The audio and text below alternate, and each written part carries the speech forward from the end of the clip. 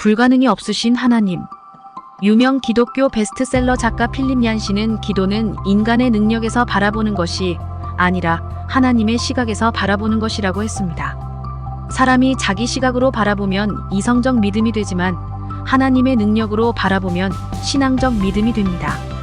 그래서 히브리서 기자는 믿음은 바라는 것들의 실상이고 보지 못하는 것들의 증거라고 말했으며 야고보 사도는 그러므로 믿음으로 구하라라고 했습니다.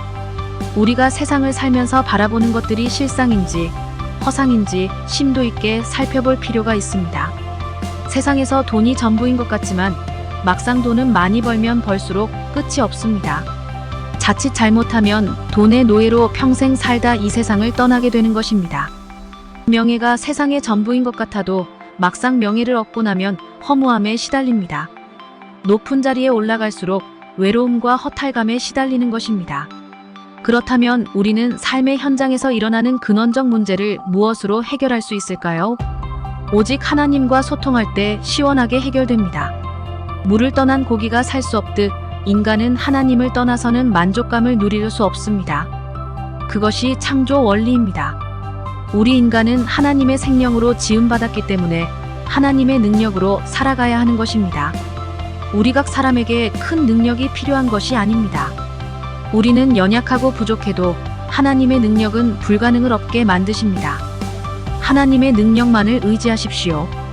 약하고 부족하지만 하나님의 능력을 굳게 믿고 세상을 당당하게 살아가는 그리스도인의 삶에 대해 생각해 보겠습니다. 오늘의 말씀 고린도전서 1장 27절 찬송가 240장 289장.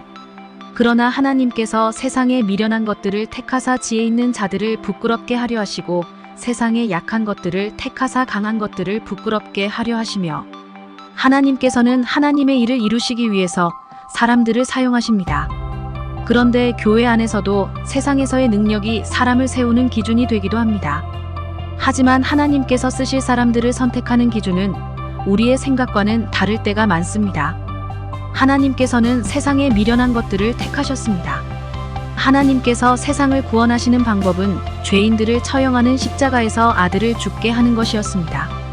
이 세상에서 스스로 지혜롭다고 여기는 모든 것들은 결국 부끄러운 것이 되고 말았고 부끄럽게 여겨졌던 십자가가 구원의 통로가 되었습니다. 하나님께서는 또 세상의 약한 것들을 택하셨습니다. 하나님의 백성들을 무너뜨리려는 강한 것을 이기기 위해서는 더 강한 것이 필요해 보였지만 하나님의 방법은 달랐습니다. 이것은 세상에서 하나님보다 더 강하고 능력 있는 분은 없다는 것을 보여주시는 것입니다. 하나님께서는 또 세상의 천한 자, 멸시받는 자, 없는 자들을 택하셨습니다.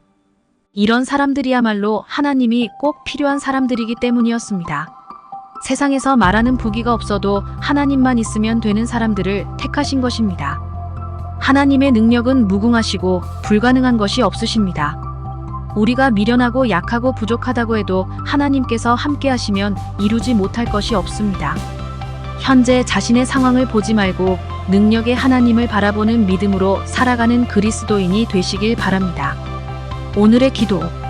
주님, 미련하고 약하고 부족해도 하나님을 의지하는 사람들을 사용하시는 하나님을 굳게 믿게 하시고 우리를 하나님의 도구로 사용하여 주옵소서. 예수님의 이름으로 기도합니다. 아멘.